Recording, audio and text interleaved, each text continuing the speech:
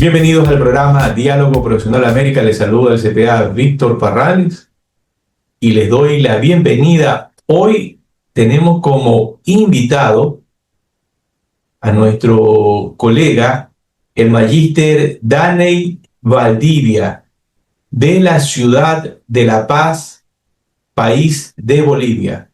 Y con él hoy vamos a revisar un tema muy importante y sobre todo preocupante, como es el tema de la política monetaria y fiscal en Bolivia y su relación con la estabilidad macroeconómica. Dicho esto, le doy la bienvenida al magíster Valdivia. Magíster, buenas noches. Muchísimas gracias, estimado Víctor. Gracias por abrirme las puertas de diálogo profesional en América y contribuir un poquito al debate en el que en este momento estamos, tal vez no solamente en Bolivia, en varios países de América Latina, pero sí en mayor gravedad por la coyuntura por la que se está pasando, ¿no? En Bolivia, acerca de el rol de la política fiscal y la monetaria y cómo estas dos contribuyen a la estabilidad macroeconómica. Un debate que está siendo muy fuerte en un entorno electoral al que nos estamos acercando en el país, donde aparentemente por unos 10 años más o menos o 15 años se tenían las cuentas controladas, pero en los últimos 2 años ese control superficial se ha roto porque los fundamentos macroeconómicos se han debilitado y hoy la economía boliviana está atravesando algunos baches, podríamos decir, en el ciclo económico que ya está afectando al bolsillo de los hogares. Entonces, ya de un desbalance netamente fiscal, de un desbalance monetario, de una restricción monetaria, eh, los bolsillos de las familias ya están sintiendo del cómo se ha manejado estas dos políticas y cómo está afectando al producto, a la inflación, ¿no? Y al desempleo. Y sobre todo a los precios, ¿no? Ajá, La inflación a través de los así precios. es, así es. Ujú. Bien, dicho esto, antes, mi querido economista, antes de entrar al tema de la ponencia, vamos a dialogar un poco, vamos a conversar sobre qué es lo que está pasando en Bolivia, porque realmente uno ve en las noticias una situación sumamente difícil donde de lo que escuchamos no hay dólares para poder pagar, para comprar materias primas. Aparte de eso, escuchamos una escasez terrible del tema del combustible, donde vemos que hay que hacer grandes colas o filas como conocemos, ¿no? Entonces, también tenemos el otro problema, la devaluación vertiginosa de la moneda. Entonces, de repente se puede caer como lo que ocurría en Venezuela, que había que llevar en carreta un fajo, una gran cantidad de billetes que absolutamente no servían para nada. Entonces, dicho esto, economista, ¿qué está pasando en Bolivia?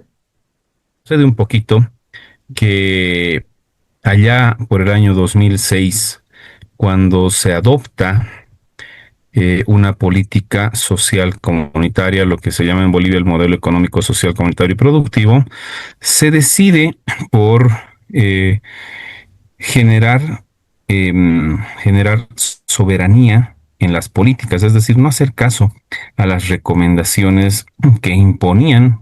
No eran recomendaciones, eran imposiciones por parte de los organismos internacionales, principalmente el Fondo Monetario Internacional. Se atraviesa un proceso de soberanía en la política económica, se recupera la soberanía monetaria en un entorno bien interesante porque tenemos un ciclo económico positivo, ingresos del gas extraordinarios que están vinculados al precio del petróleo, ingresos por el lado de materias primas como sea también la minería, ya los ingresos tributarios han aumentado, el ingreso nacional aumentó y el lo que teníamos históricamente por más de 30 años, déficit, déficit, déficit, hasta el año 2005, empezamos a tener superávit. ¿Ya? Pero el año 2013 cambia el ciclo, del 2006 al 2013 cambia el ciclo y empezamos a ingresar en una situación de desaceleración económica. Primero, se nos cae la balanza comercial, luego la balanza de pagos. El año 2015, de un nivel récord de reservas internacionales por más del 50% del Producto Interno Bruto, empezamos a disminuirlas, porque las exportaciones ya no eran suficientes y las importaciones empiezan a aumentar. Entonces, nuestras reservas internacionales empiezan a disminuir por la demanda de divisas.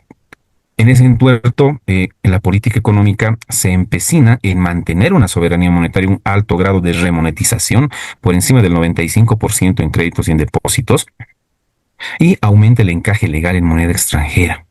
Entonces, toda esta situación y además que no se ha profundizado ese proceso de industrialización que se quería, ha llevado a que Bolivia empiece a demandar más dólares para importar bienes y servicios de consumo, tanto de consumo de los hogares como bienes de capital por parte de las empresas y por parte del sector público.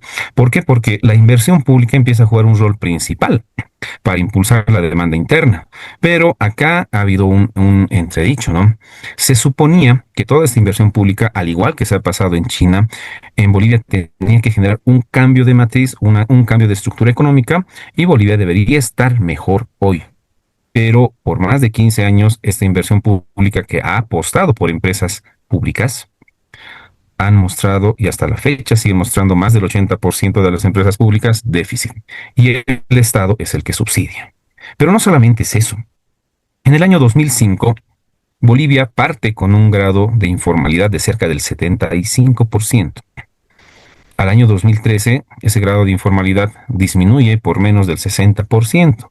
Pero como el ciclo económico se va cayendo, ese grado de informalidad va aumentando de forma sistemática hasta un 80-85%. Viene el COVID, a todas las economías nos golpea, ¿sí? Y entre el COVID, Bolivia pasa por un gobierno de transición por los eventos que han ocurrido, que no es ajeno y que muchos de nuestros colegas lo conocen. El año 2019 hay un cambio de gobierno intempestivo. Eh, Gestión transitoria que tampoco ha manejado bien las finanzas públicas. Entonces ha generado un desbalance más profundo. Me acuerdo que en diálogos de la economía boliviana en el año 2020 ya estimábamos con otros profesionales que el PIB de Bolivia iba a disminuir cerca del 9%, es decir, menos 9% de crecimiento. ¿Sí? Y no nos hemos alejado de la realidad cuando el Instituto de Estadística lanzó los datos oficiales. En ese entorno llega un nuevo gobierno democrático que entendíamos que tenía que ajustar el cinturón para manejar bien las finanzas públicas, pero continúa con el modelo económico, social, comunitario y productivo, con empresas deficitarias, con un gobierno que sigue creciendo cada año, un gasto fiscal, un gasto corriente que sigue aumentando cada año, año, año, ¿sí? Inversión pública que sigue destinándose a empresas que no son productivas, ¿ya? Y los fundamentos se nos van deteriorando. Las reservas internacionales caen en el tramo de divisas hasta un nivel histórico de 50 millones de dólares, de lo que teníamos más de 10.000 millones de dólares. En el agregado, las reservas internacionales caen cerca de 1.000 millones de dólares. Hoy hemos recuperado un poco, cerca de los 1.900 millones de dólares. Nuestra balanza comercial y nuestra balanza de pagos continúa deficitaria.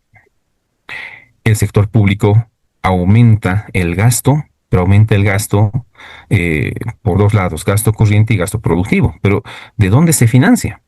Los canales de financiamiento para la economía boliviana se han ido desgastando y empieza a aumentar el crédito del Banco Central hacia el sector público no financiero, cosa que en varios países, en las constituciones y en las leyes de los bancos centrales, está prohibido.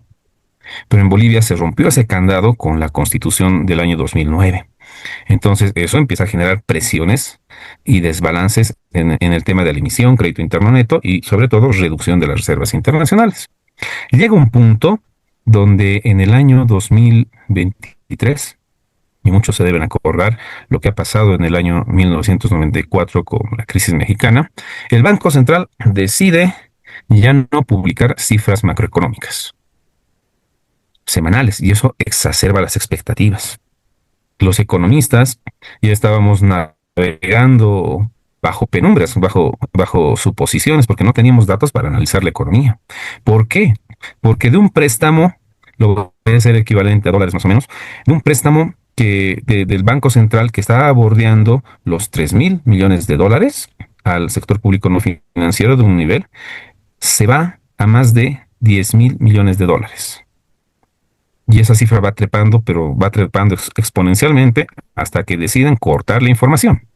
Y hoy se estima que estamos por encima de los 30.000 millones de dólares en su equivalente en bolivianos, pero que no son datos publicados. El dato publicado, el último oficial, lo voy a mostrar en la presentación. ¿Y eso qué genera? Llega un punto donde la gente dice, bueno, un ratito, ¿qué está pasando acá? No hay bienes, empezamos a sufrir escasez de combustibles, ¿sí? La gente quiere resguardar su dinero, las empresas empiezan a ver expectativas negativas en la economía, quieren sacar sus capitales del país. Hay una empresa que es nuestro cliente en la firma ecuatoriana, quiere llevar sus capitales del país. ¿Y qué sucede en el sistema financiero? No le podemos dar sus dólares. Y hoy en día en vía jurisdiccional hay varios procesos que se están llevando de empresas contra los bancos porque no les quieren dar sus dólares y no pueden darles sus dólares. Pero hay una simple razón. El sistema financiero, como estaba con un alto encaje legal, ha ido traspasando ese encaje legal al Banco Central y el Banco Central lo ha convertido de forma ficticia de dólares a moneda nacional, a bolivianos, y ha creado fondos para generar ciclo económico, fondos productivos que no han tenido su impacto y efecto deseado. Y hoy por hoy el Banco Central al sistema financiero le debe cerca de 3.500 millones de dólares. Muy bien. Economista, en este tema de toda esta cantidad de miles de millones de dólares, y justamente para irnos a otras preguntas, el ciudadano, el boliviano, el que realmente pasa la penuria de toda esta situación, siente que todo este dinero se ha ido al gasto corriente normal, bueno, se ha invertido en la sociedad, se ha gastado en la sociedad, o se ha ido hacia otro lado. ¿Cuál es su opinión? Perfecto. Gran parte del gasto corriente se ha plasmado en transferencias del sector público hacia el sector privado, hacia los hogares, bonos. Estos bonos representan cerca del 10% del Producto Interno Bruto, es decir, gasto que no es productivo, es gasto corriente, ¿ya? Es gasto corriente.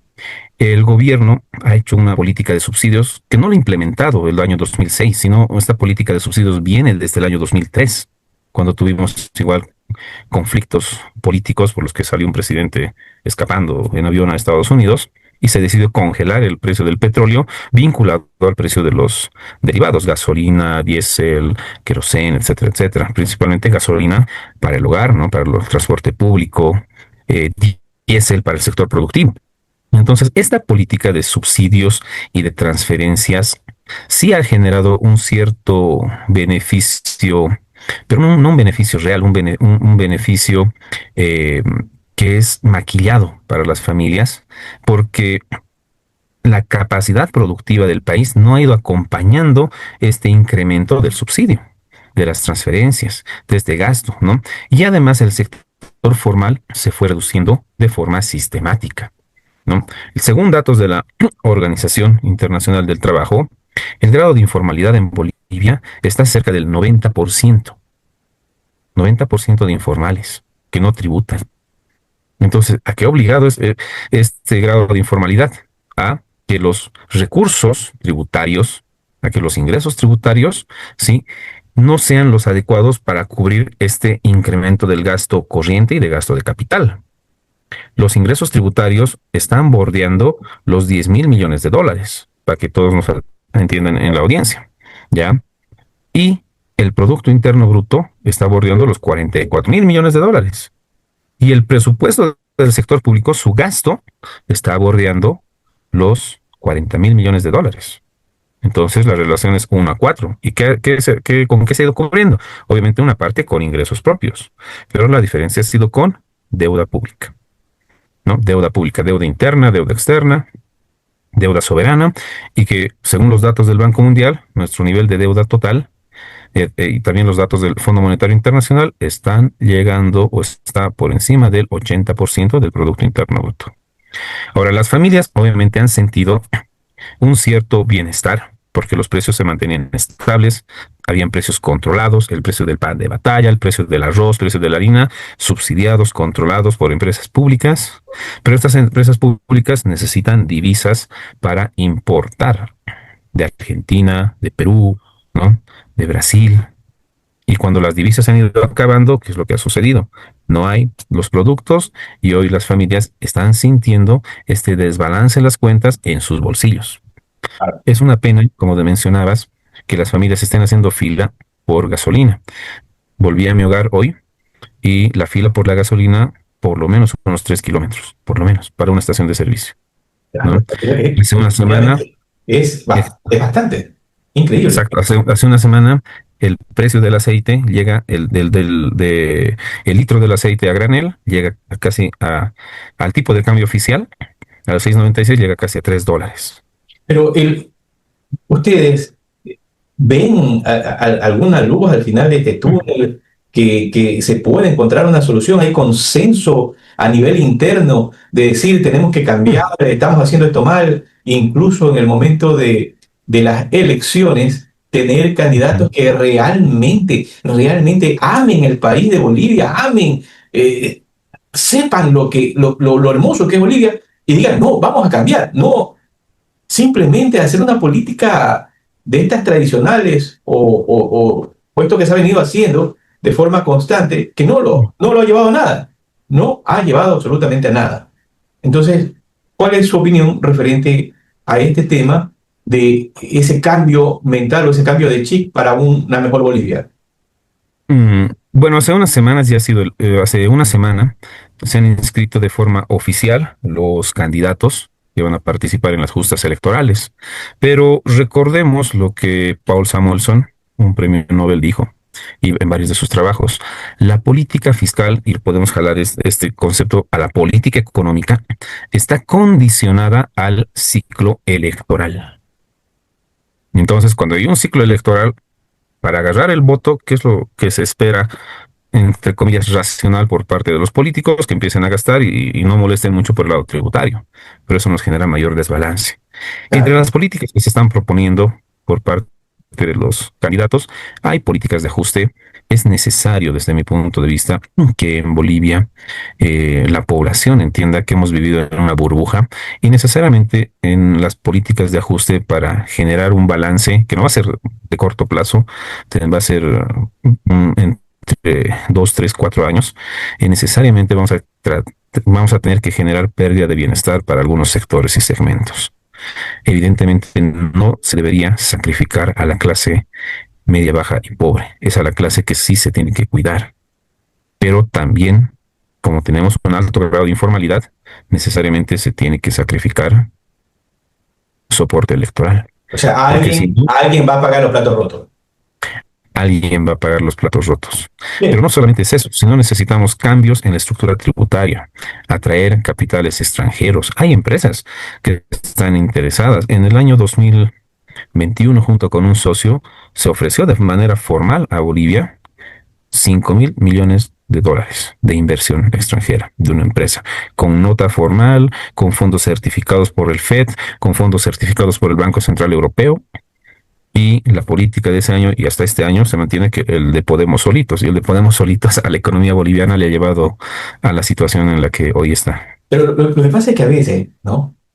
Entran estos dineros, estos préstamos del exterior, sea del Fondo Monetario Internacional, sean del BIC, sean de la fuente que sea, incluso asiática, pero entra el dinero y lo que, lo que se siente el ciudadano común, incluido quien habla, es que estos dineros se hacen feria.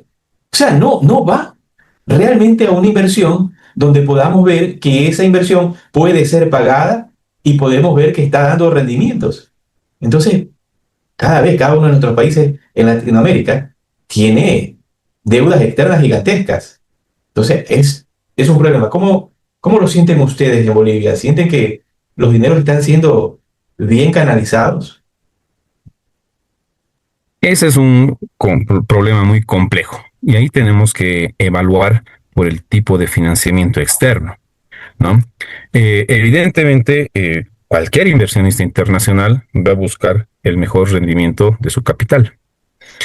Los organismos internacionales típicamente condicionan la deuda externa, ¿no? Para que se apliquen bajo ciertas políticas.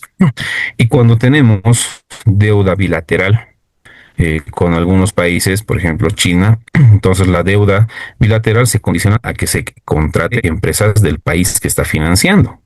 Entonces, por ese lado existe evidentemente que los capitales no llegan a cumplir su función. Entran al país y más del 50% vuelven al país de origen. Sobre la política monetaria y fiscal en Bolivia y su relación con la estabilidad macroeconómica. En esta ponencia vamos a cubrir algunos puntos centrales.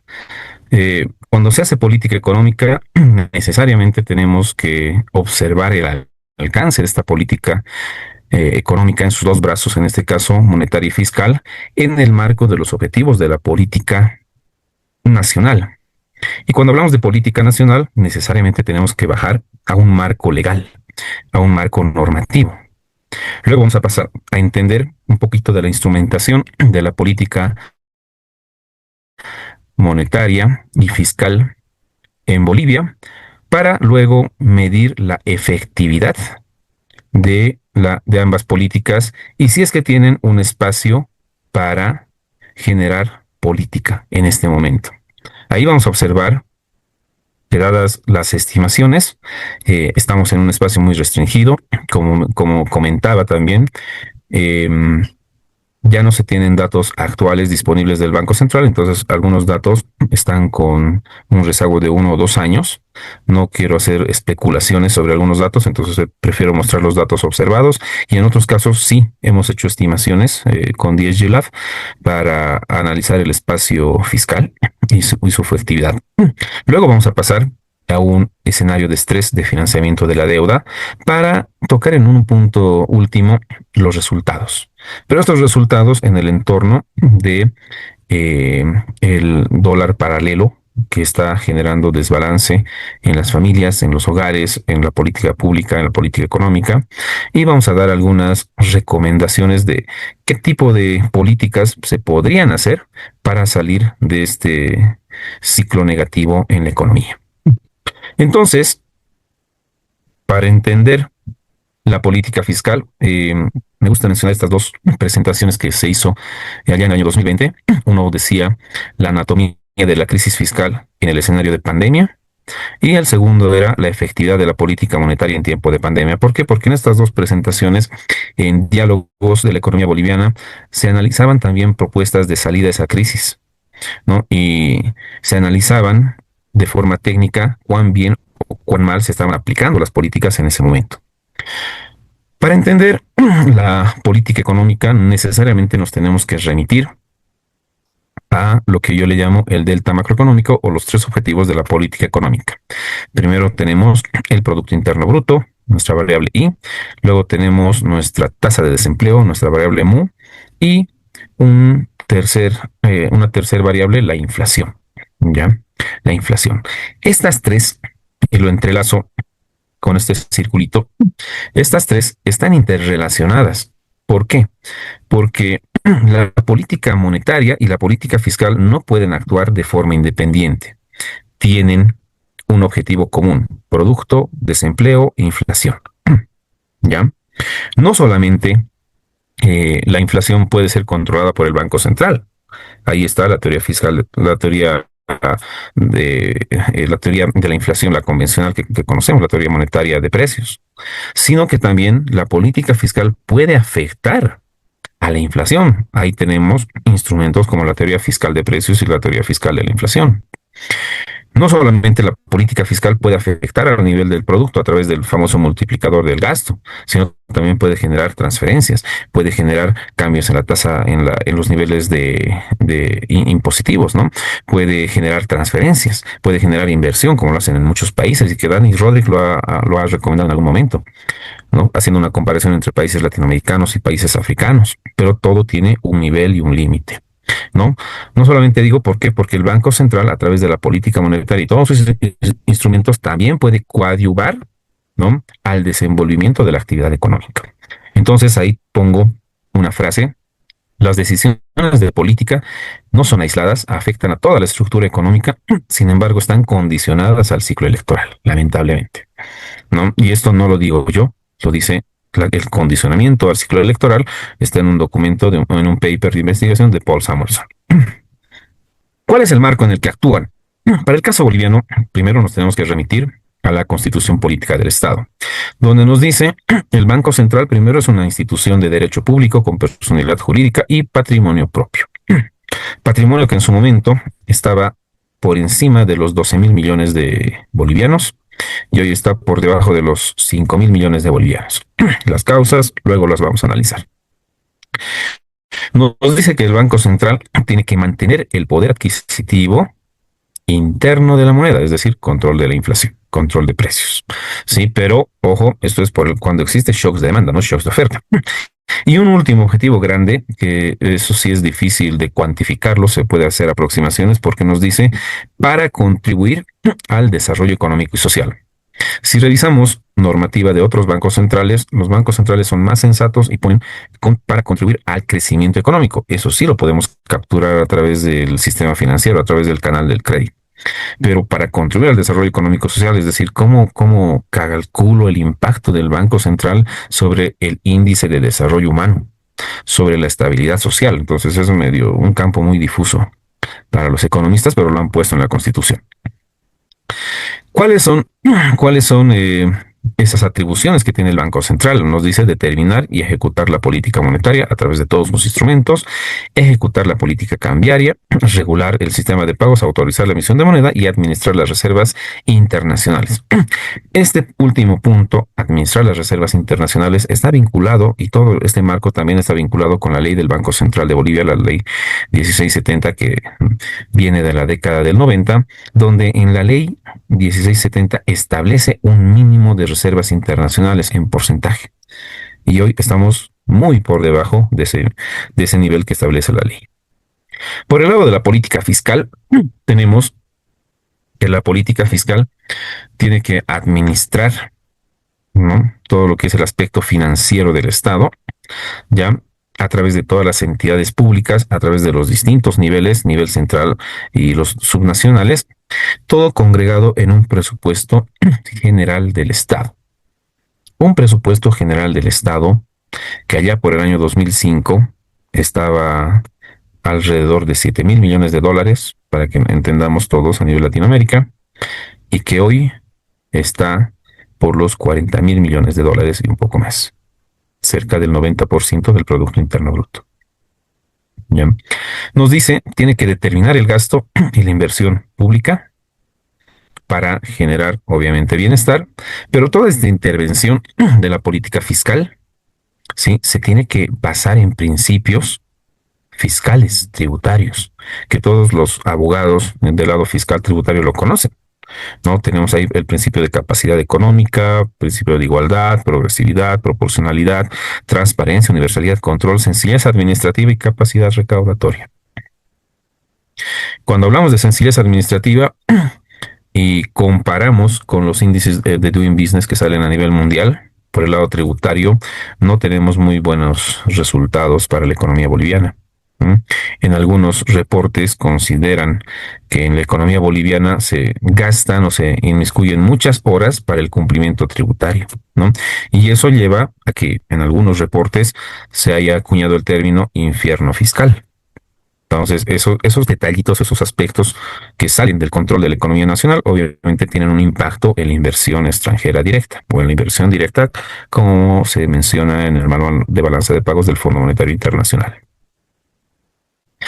Por el lado del Banco Central, la ley 1670 nos dice que es autónoma, aunque tiene influencia gubernamental en sus decisiones estratégicas. Es decir, el Banco Central debería ser independiente en el manejo de sus instrumentos, pero apuntando a un objetivo común con la política fiscal: crecimiento, inflación, desempleo. Y para eso, ¿qué se ha generado? Ese, entre comillas, Pacto de Estabilidad Macroeconómica, Programa Fiscal Financiero, que busca coordinar las políticas para evitar desequilibrios fiscales y desequilibrios externos. Es decir, se fija un programa monetario, se fija un programa fiscal financiero donde se determina el rumbo de las reservas internacionales, de la inflación, del crecimiento de la economía, cuánto se va a expandir o se va a contraer la cantidad de dinero en la economía, ¿no? Todo con el propósito de cuidar los equilibrios. Aspecto que ha funcionado muy bien hasta el año 2012-13, durante el ciclo positivo, donde teníamos superávit fiscal, etcétera, etcétera. Pero después del año 2013, para el 2014, ese aspecto se empieza a desequilibrar y el Banco Central empieza a observar una reducción de su espacio monetario, por tanto, una caída en la efectividad de la política monetaria, ¿no? Y empezamos a observar que la política fiscal empieza a ejercer dominancia fiscal, ¿no? Porque tiene necesidades de financiamiento. ¿Cuáles son entonces esos instrumentos que el Banco Central maneja? Aquí hago una comparación entre el año 2022 y el año 2024, donde el Banco Central nos muestra políticas convencionales, políticas no convencionales, ¿no? Con el objetivo de mantener una liquidez adecuada en el sistema financiero, busca la estabilidad del ciclo financiero, trata de generar certidumbre cambiaria y estabilización de las reservas internacionales, ¿ya? Hay muchos estudios para varios países de América Latina, se ha hecho también para Bolivia, se han hecho estudios a nivel maestría de niveles óptimos de reservas internacionales para mantener esa credibilidad, ¿no? El nivel óptimo de reservas internacionales respecto del Producto Interno Bruto, sí, para mantener esa credibilidad y mantener un tipo de cambio fijo, ya no podríamos decir estable, porque lo estamos manteniendo el tipo de cambio oficial desde el año 2011 hacia adelante en 6.96 venta y 6.86 compra. Entonces, ya llevamos como 14 años con un tipo de cambio oficial que no diríamos estable, sino es fijo, ¿no?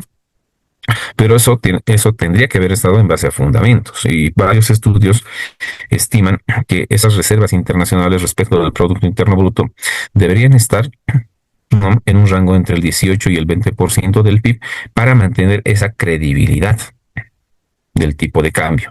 Esa credibilidad que con la aparición del tipo de cambio paralelo en el año 2024 se ha roto. Sí.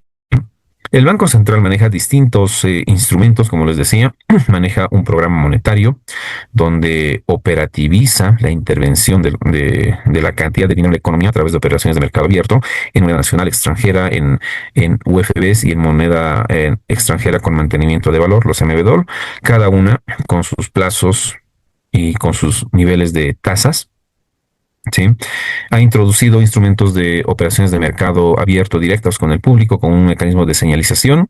Manejaba, porque hoy ya no puede sostener este discurso de un tipo de cambio fijo, manejaba y tampoco puede sostener el spread cambiario, es ficticio en el mercado paralelo, ya no está vigente este spread cambiario. Uno va al sistema financiero, no hay los dólares, entonces no se puede hacer las operaciones en dólares. Uno va al sistema financiero, consigue los dólares y quiere sacar divisas del país para importar bienes y las comisiones del sistema financiero casi son el 100% del monto que uno quiere sacar del país. Entonces, ese aspecto se ha roto. Maneja las comisiones a transferencias de fondos del y al exterior, impone límites a las inversiones, a lo que eran las AFPs, hoy la gestora pública, que tiene un límite, según el cambio normativo del 5% para invertir afuera en mercados externos, pone límites a las compañías de seguros, impone límites de inversiones a bancos en el exterior, maneja su encaje legal.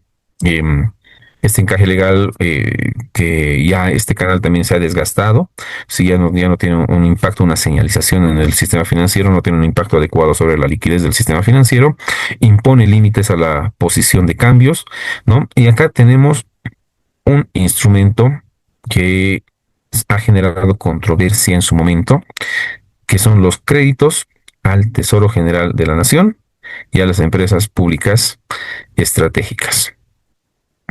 ¿Por qué? Porque después de todo el desbalance macroeconómico que se ha generado en la década del 80 para varios países latinoamericanos, la mayoría de las constituciones prohíbe que los bancos centrales presten a la política fiscal, al Tesoro del Estado para generar gasto corriente. por este tema de emisión inorgánica de dinero, ¿no?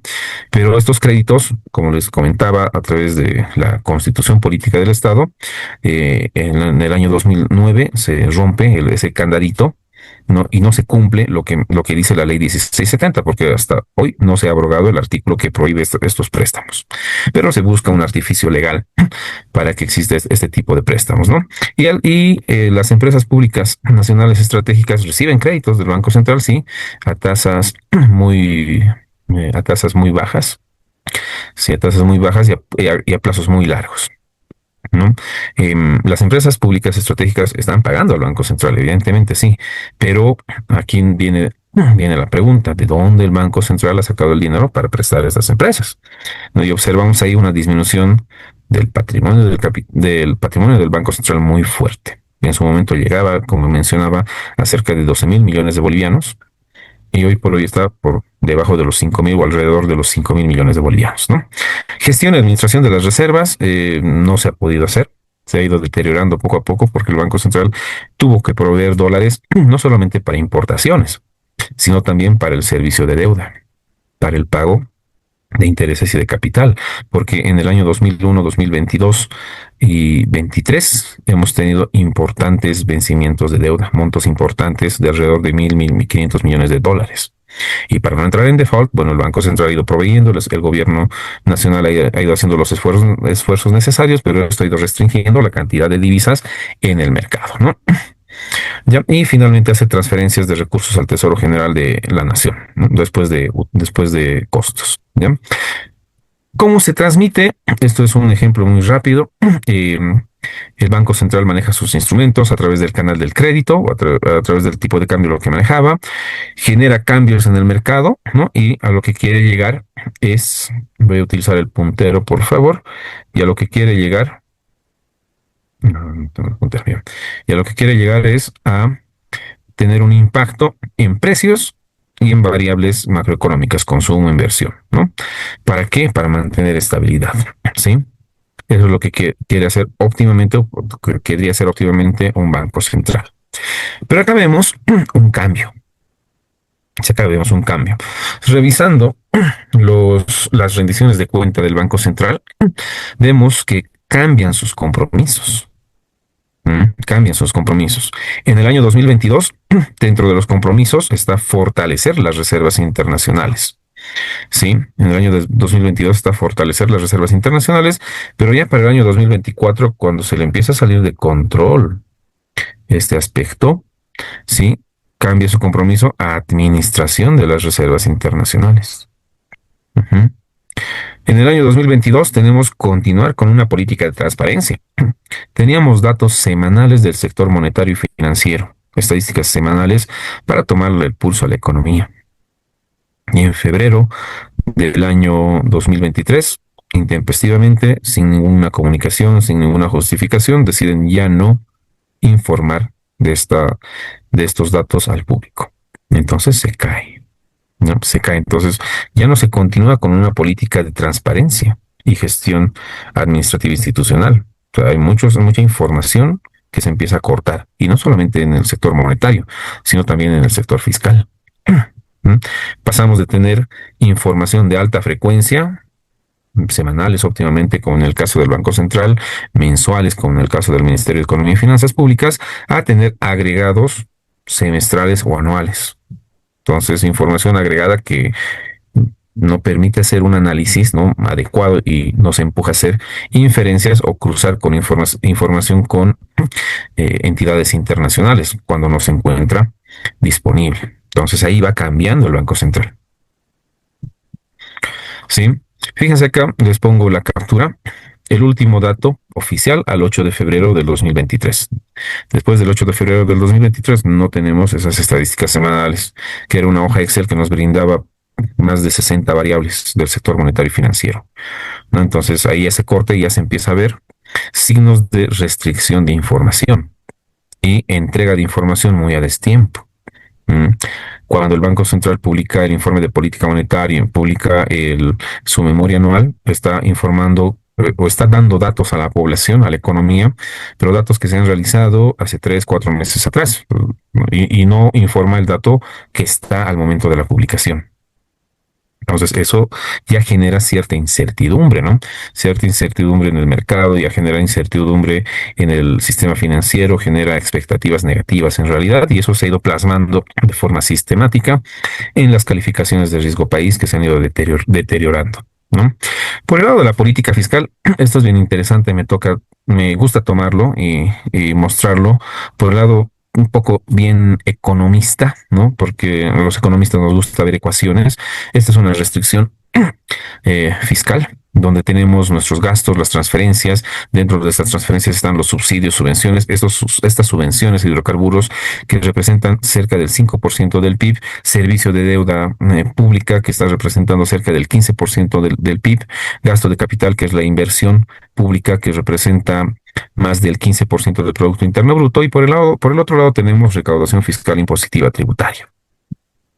Recaudación que en los fundamentos, si lo correlacionamos con el grado de informalidad de la economía, debería estar reduciendo, pero está aumentando. ¿Y el por qué? Porque fuera de la recaudación formal, del cumplimiento formal tributario de las empresas, ¿no?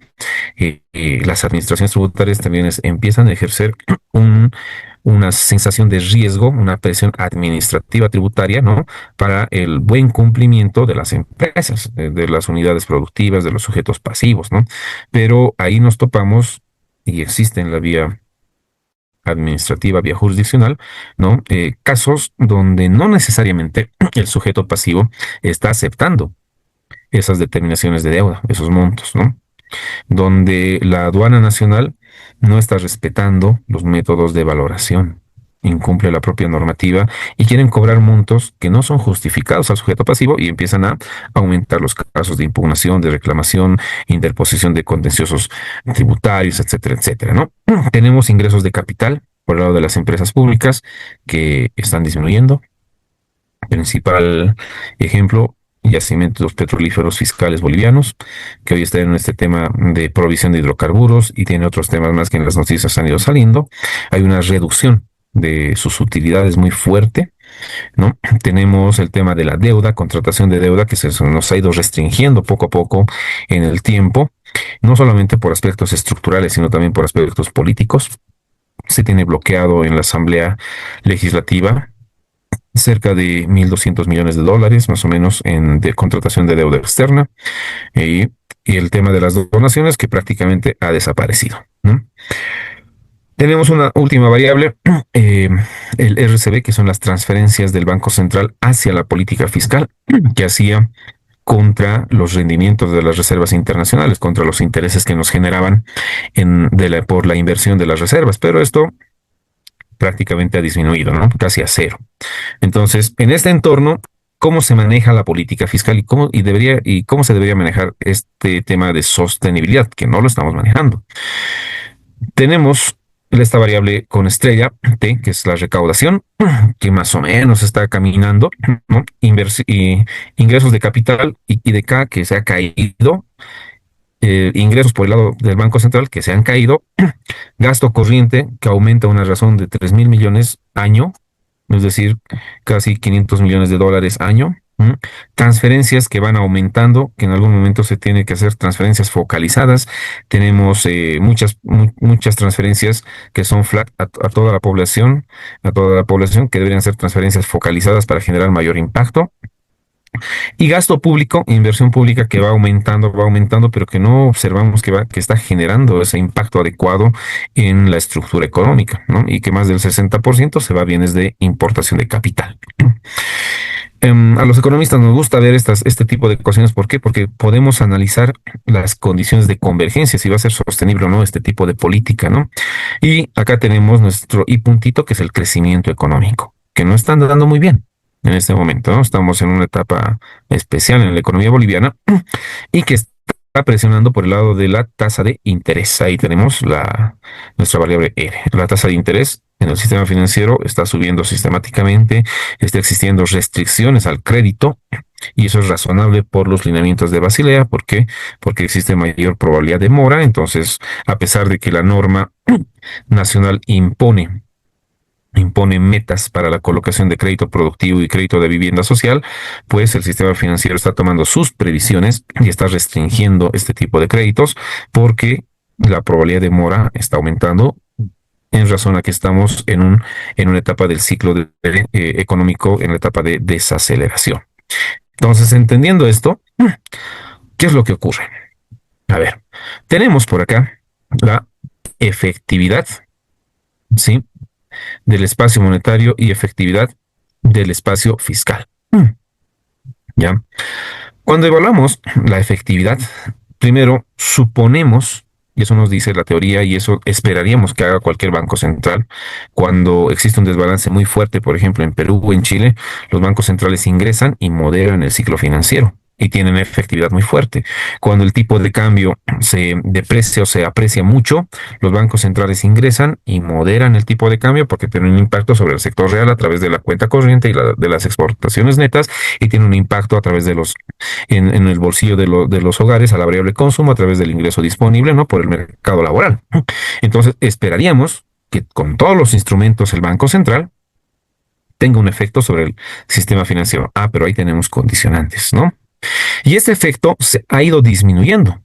Si nos fijamos en los dos grafiquitos que tenemos en el lado derecho, tenemos las tasas de crecimiento, la tasa de crecimiento del crédito y la tasa de la actividad, establecimientos financieros, seguros, bienes inmuebles y servicios a las empresas. Vemos cierto grado de correlación en estas dos variables, ¿no? Y observamos que estas están altamente correlacionadas con el ciclo económico, ¿ya? Entonces, si el sistema financiero se cae, la economía se cae, ¿no? Y el Banco Central, en sus diversos informes de política monetaria antes del 2020, ha ido mostrando que ha ido inyectando liquidez, que ha ido choqueando al sistema financiero, el ciclo financiero, para que no se caiga. Pero los impactos o las inyecciones que el Banco Central ha ido haciendo han sido transitorias. ¿Por qué? Porque el Banco Central, por ejemplo, le inyecta 10.000 millones de bolivianos al sistema financiero para que mejore el canal del crédito, coloque crédito de inversión, coloque crédito de consumo y la economía reaccione. Pero ¿quién entra al sistema financiero? Sí, el sector fiscal coloca deuda y retira ese dinero. Entonces, el esfuerzo del Banco Central se ha ido esterilizando por el lado de la política fiscal. ¿Por qué? Porque existen restricciones fiscales y dominancia fiscal. Entonces, observamos que el efecto ha ido disminuyendo en el tiempo. ¿Ya? Ha ido disminuyendo en el tiempo. Otro escenario, ciclo financiero. ¿Ya? Ahí tenemos graficado las tasas de crecimiento a 12 meses, ¿sí? De la tasa de crecimiento del crédito y la tasa de crecimiento de los depósitos. ¿Qué nos dice la teoría común? Nos dice que la economía debería estar ahorrando más de lo que se presta. ¿Ya? ¿Para qué? Para tener una adecuada liquidez en el sistema financiero y esa liquidez en algún momento, por ejemplo, responder frente a una corrida bancaria como tuvo Bolivia en el año 2010. ¿Ya? Y acá observamos que entre el año 2016 al año 2020, y esto lo tengo que actualizar, no tuve la oportunidad de tener datos actuales cuando hice este tema. Nada más adelante tengo una diapositiva más actual, ¿no? Pero entre el año 2016 y 20 observamos que la tasa de créditos estuvo por encima de la tasa de los depósitos. Es decir, la economía ha empezado a demandar más créditos de lo que ahorra, del volumen de ahorro. ¿Y eso qué supone? Una disminución de la liquidez del sistema financiero. Y cuando existe disminución de la liquidez del sistema financiero, entramos en un momento Minsky. La liquidez de la economía se empieza a esfumar. Y eso lo ha advertido el Banco Central, por eso ha ido inyectando y ha ido choqueando de forma positiva al sistema financiero, pero este no ha respondido de forma adecuada, ¿no? Evaluamos la efectividad de el espacio de la política monetaria y su espacio. Y fíjense, tenemos 4 ejes: dominancia fiscal, soporte institucional, dominancia externa, dominancia financiera. Y observamos, ¿no?, que el sector fiscal empieza a generar presión, ¿sí?, sobre el sector monetario. Ahí en nuestras barras rojas, el déficit fiscal observado se pone por encima del déficit estructural y esto genera una situación de mayor presión para contratar deuda y no dejar que el Banco Central actúe en el mercado, ¿no? ¿Qué es lo interesante, digamos, acá? El tema del soporte institucional, ¿no? Tenemos un alto grado de remonetización en tanto en depósitos como en créditos. Sí. Y por el lado de la dominancia externa, bueno, los fundamentos han ido cayendo de forma sucesiva hasta que hoy por hoy las reservas internacionales representan solo el 4% del Producto Interno Bruto, la deuda externa está alrededor del 35% y la deuda total por encima del 80%, ¿no? Y tenemos balanza comercial deficitaria. ¿Sí? ¿Qué es lo que nos muestra acá? Está restringida el quehacer de la política monetaria porque las necesidades de financiamiento están por el menos 12% del déficit fiscal, el canal del crédito ha disminuido, el Banco Central, en vez de inyectar, ha ido retirando dinero de la economía, a pesar de que no estamos en un shock de demanda, y al último informe de política monetaria tiene más de 16 mil millones de bolivianos en operaciones de mercado abierto, en saldo, es decir, más de 2 mil millones de dólares, que representa 10% del crédito, 10% que tranquilamente podría canalizarse a la economía en forma de créditos e inversión de consumo. ¿No? Pero el Banco Central lo ha retirado, ¿no? En una etapa donde debería inyectar, ¿no? Luego tenemos que las reservas internacionales se han deteriorado a 1.976 millones de dólares, ¿no? Más metales que divisas. En el tramo de divisas estamos alrededor de 200 millones de dólares. Y esto representa 4% del Producto Interno Bruto, cuando los indicadores de reservas internacionales óptimas nos dicen que deberíamos tener por lo menos entre 17 y el 20% del PIB. Y este desequilibrio es el que ha generado las expectativas de devaluación y el surgimiento, es uno de los elementos que ha generado el surgimiento del mercado paralelo del dólar, ¿no? Algo bueno, digamos que algo bueno entre bueno y malo, no es el tema de la dominancia financiera que más o menos se ha ido controlando, ¿no? El tema del soporte institucional, pero esto también hay que evaluarlo, porque esto ha ido restringiendo la cantidad de dólares que se necesita de forma normal, ¿no? Para mantener un nivel de comercio exterior adecuado, ¿no? Observamos que hasta el año 2020 sí ha existido una transmisión. Aquí tenemos 4 cuadros: tasas de regulación monetaria hacia la tasa efectiva pasiva, ¿ya? Tenemos la tasa de regulación monetaria hacia la tasa efectiva pasiva y la tasa efectiva activa, ¿ya? Donde se observa que existe cierto grado de correlación entre las tasas, por tanto, existiría una transmisión de las tasas de regulación monetaria, ¿ya? Ahora, el Banco Central, ¿cómo ha ido actuando? Ha ido actuando de forma contractiva o expansiva. Para eso se construye un índice de condiciones monetarias. Esta parte es la teórica. Pero observamos que este índice de condiciones monetarias, la línea roja, ¿sí? Ha ido más o menos, ha ido incentivando, tratando de recuperar, ¿no? Tratando de recuperar el ciclo financiero. ¿No? El ciclo financiero es nuestra línea azul que se ha ido cayendo en el tiempo y el índice de condiciones monetarias se ha tornado expansivo. Y a pesar de que se ha ido tornando expansivo, el ciclo financiero ha continuado cayendo. ¿Por qué? Porque el impacto del crédito sobre los distintos sectores ha ido aumentando. O sea, es decir, el tiempo de respuesta de la economía, ahí en la tablita, ¿no? El tiempo de respuesta de la economía a través de los distintos sectores no es rápido, es lento. Entonces ahí retarda el impacto de la política monetaria hacia el sector real. ¿Sí? Si evaluamos este índice de condiciones monetarias hacia el crecimiento económico, lo contrastamos con la brecha del producto, vemos que el Banco Central tiene un impacto muy, muy, muy bajo sobre el crecimiento. Se estima, para la estimación que se hizo en su momento, que es del 0.01%, ¿no? ¿Ya? Y ese impacto, la respuesta de la economía, llega después de 9 a 10 meses, después de todo el periodo de transmisión, ¿no? La inflación, sí. La inflación responde después de 4 meses, pero la economía responde después de 9 a 10 meses, ¿no? Entonces, ahí vemos que la efectividad ha disminuido de la política monetaria. Cuando nos vamos a la política fiscal, lo primero que tenemos que analizar es el resultado fiscal global. 2005, fíjense ahí, pasamos a una situación de superávit, tanto en el resultado fiscal primario como en el resultado fiscal global. Y esa buena racha nos dura hasta el año 2014. Y a partir del año 2014 entramos en una situación de déficit que va generando presión en la economía. Y se prevé con estimaciones proyectadas, ¿no?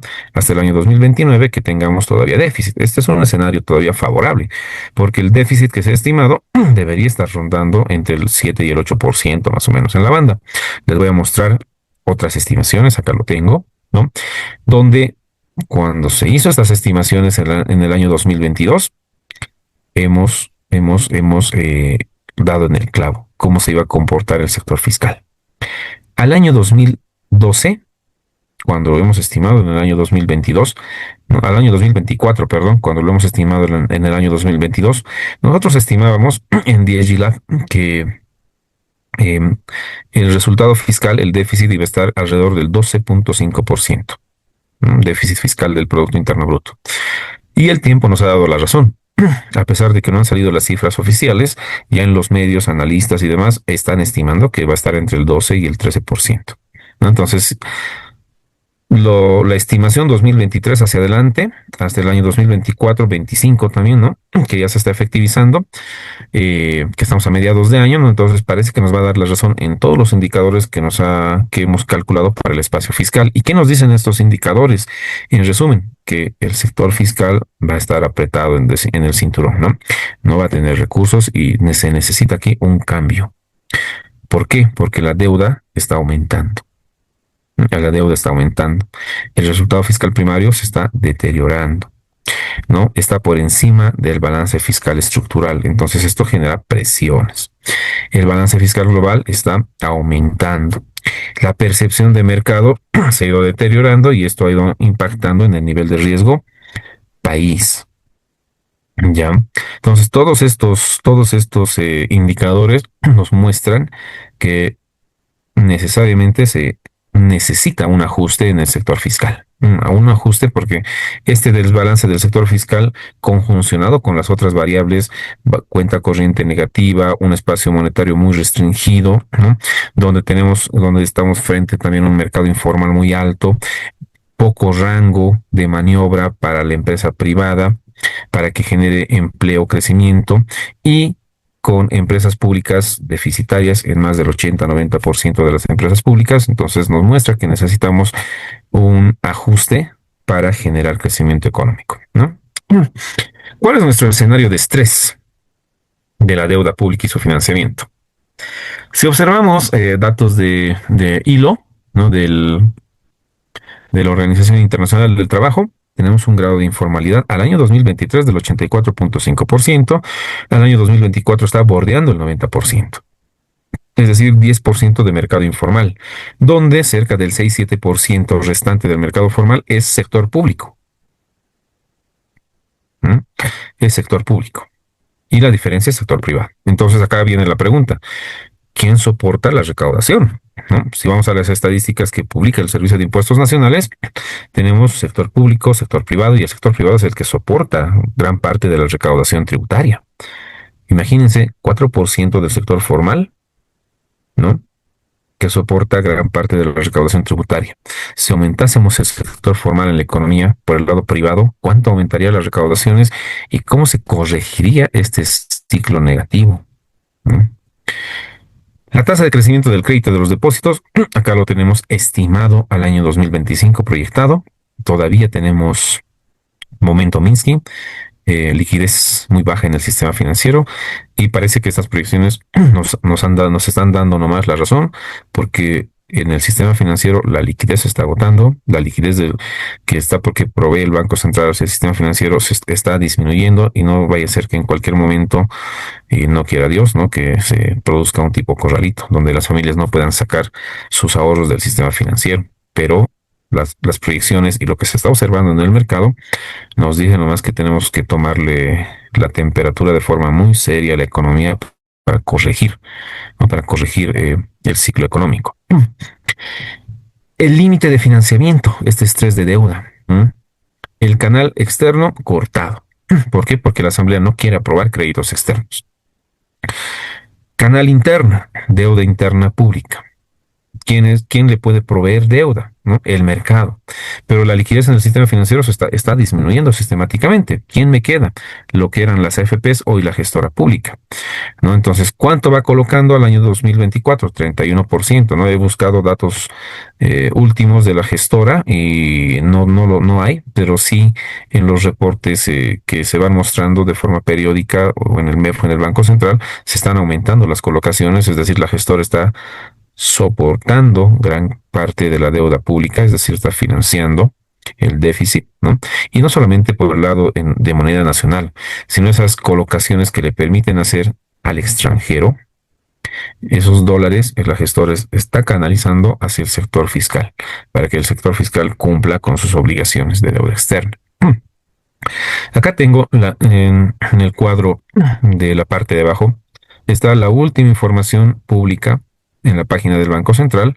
Después de esto no hay más, donde pasamos, donde pasamos de un crédito neto del Banco Central al sector público no financiero de más o menos 16.000 millones de bolivianos, ¿no? Y por debajo se desglosa crédito del BCB al SPNF de 52.000 millones de bolivianos, ¿no? Del 2018 al año 2023 que trepa a 104.000 millones de bolivianos.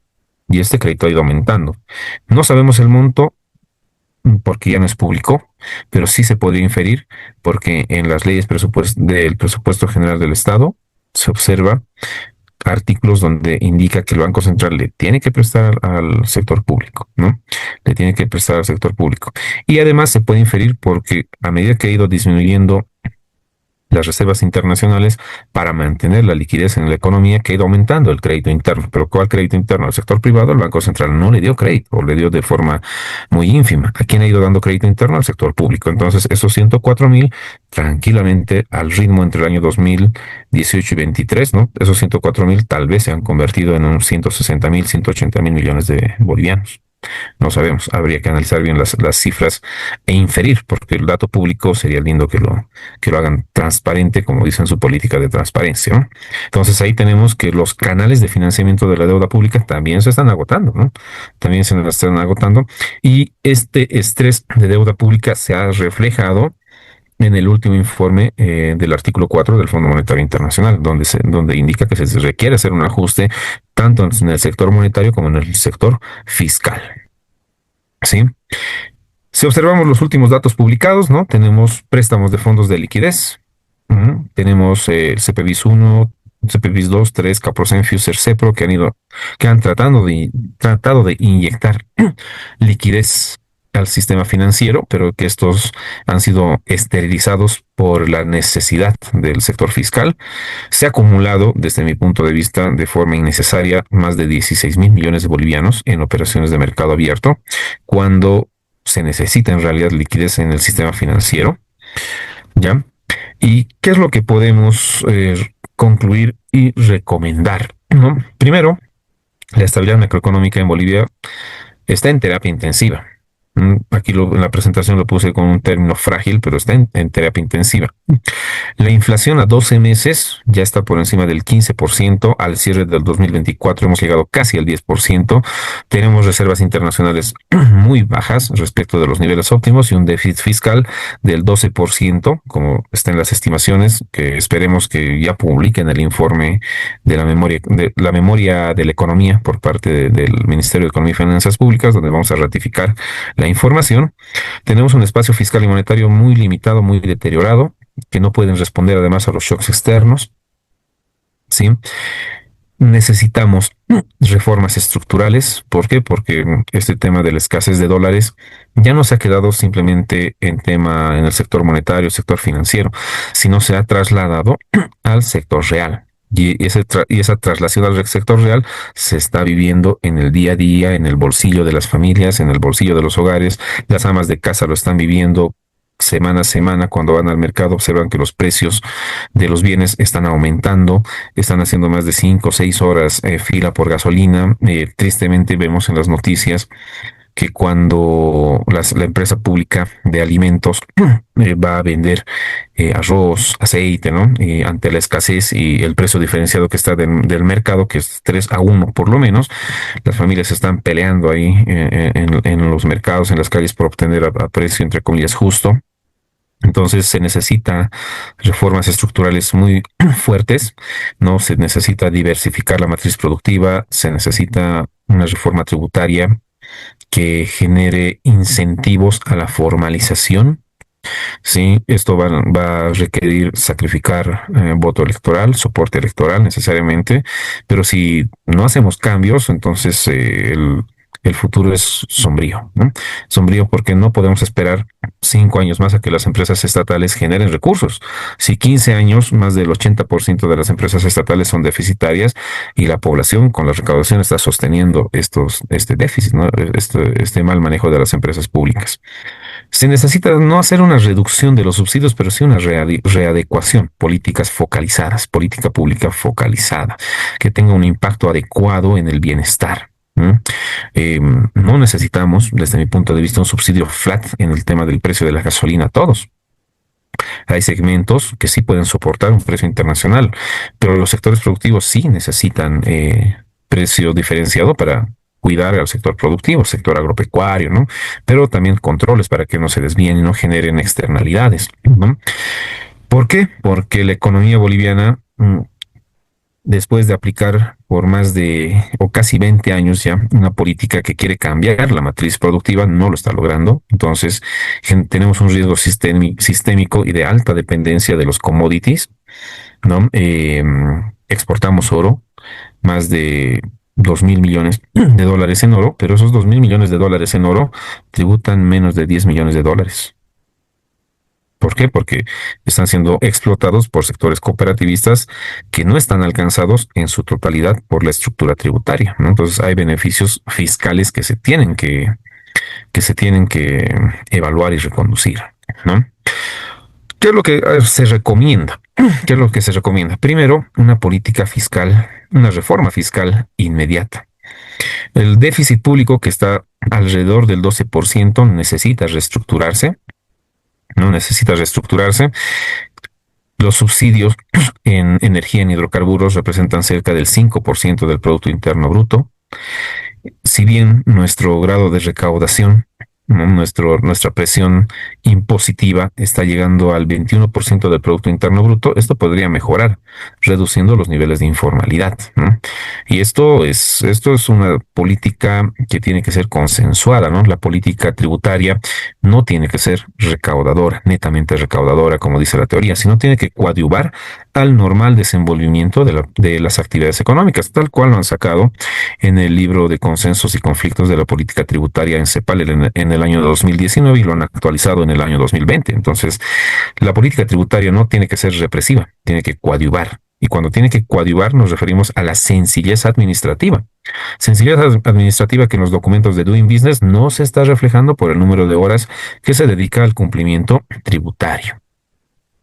Tenemos ahí también el control del gasto público. Se tiene que priorizar la inversión. No digo que se corte la inversión pública, pero sí que se tiene que priorizar y reconducir, ¿no? Y reconducir. Ahí les puse un ejemplo, ¿no? Aproximado. Si, por ejemplo, reducimos el déficit del 12% que hoy tenemos al 6% en 2 años, no lo vamos a cortar de golpe, en el mediano plazo, a 2 años, ¿no? Entonces, ¿qué es lo que vamos a hacer? Vamos a liberar espacio para estabilizar el tipo de cambio sin afectar a la actividad económica y sin tener un impacto muy fuerte sobre el bolsillo de las familias. Ahora, cuando decimos reducir el déficit, no digo reducir el gasto en moneda nacional, porque eso no me va a arreglar mis problemas cambiarios.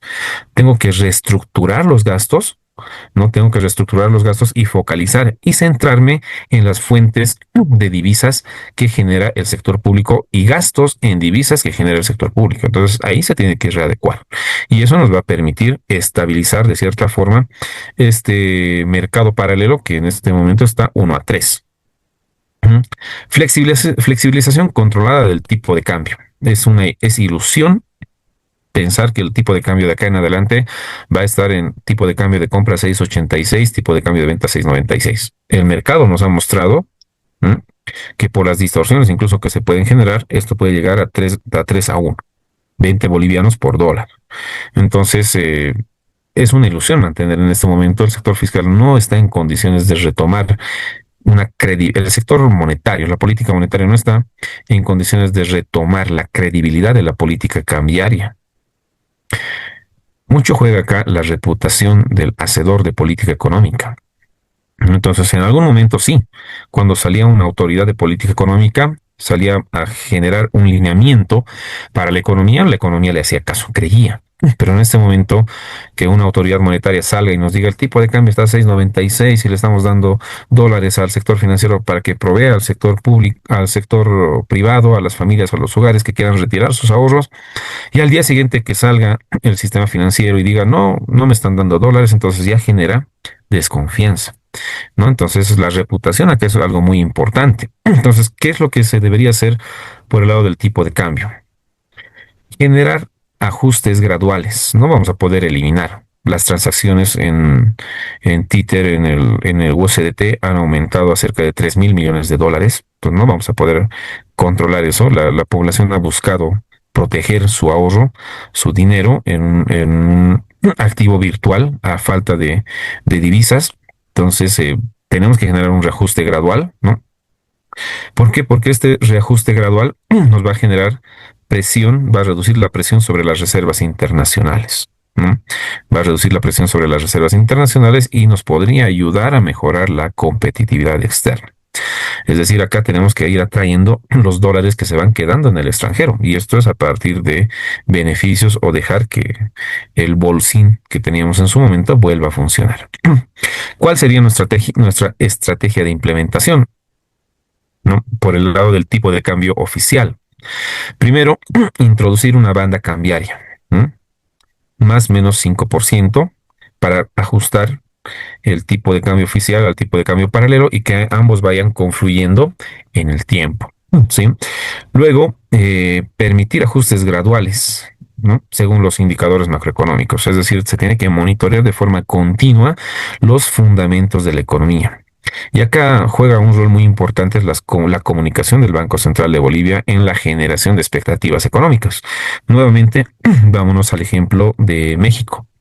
México ha cortado información, ¿no? Ha restringido divisas, todo lo que ha pasado en la crisis mexicana del año 94 y estaba mal. Pero cuando el Banco Central de México ha vuelto a informar a la población, ha transparentado las cifras macroeconómicas, monetarias, financieras, ahí México ha cobrado reputación, ha vuelto a recobrar reputación, los capitales han vuelto a fluir hacia México y ha empezado a recuperar, ¿no? Entonces acá necesitamos que nuestro Banco Central genere expectativas económicas, ¿no? Genere expectativas económicas adecuadas de acuerdo a la realidad. No es malo decir no tenemos dinero, malo decir es tenemos dinero cuando no hay en caja, ¿no? Y no se quiera mostrar la realidad. Entonces, cuando no se quiere mostrar la realidad, pues genera expectativas negativas y vemos cómo el mercado paralelo se va distorsionando. ¿Cuál es el riesgo que tenemos acá? Que ya lo estamos viviendo, ¿no? Por la volatilidad del dólar virtual. Inflación transitoria, importaciones más caras. Pero es necesario acompañar con políticas compensatorias. Por el lado fiscal se puede hacer esfuerzos. Habría un espacio todavía para generar política compensatoria para controlar la inflación, ¿no? Pero esto mucho depende de la credibilidad de las políticas. Se tiene que fortalecer el espacio monetario, ¿no? Se tiene que fortalecer necesariamente, es decir, reforzar las reservas internacionales, necesariamente acudir a créditos. No vamos a pensar que porque el Banco Central empieza a comprar el oro que se explota en el mercado interno, va a mejorar sus reservas internacionales. Necesitamos generar flujo de divisas. Este flujo de divisas, uno de los canales es créditos multilaterales, ¿no? Luego se tiene que revisar el régimen monetario.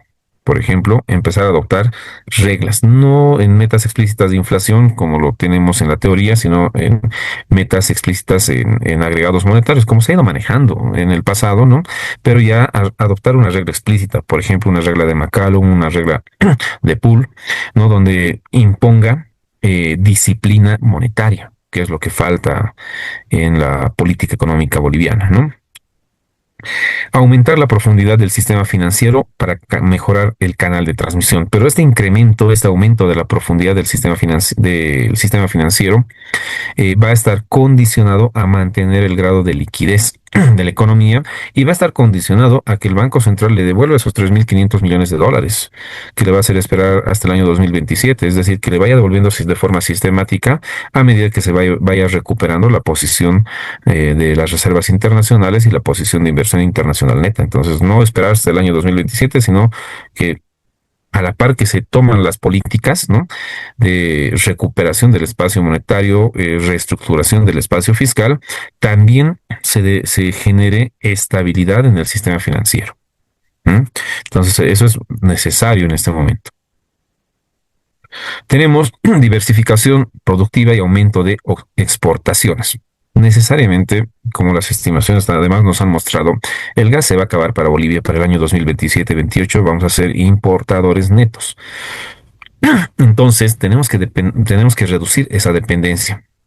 Bolivia tiene un potencial muy fuerte en sectores no tradicionales, ¿no? Eso se puede reforzar. Sí, Bolivia es maquila en tema de tecnología para empresas grandes. Entonces, ¿por qué no apuntar a estos sectores? ¿No? Tenemos que generar agricultura con valor agregado.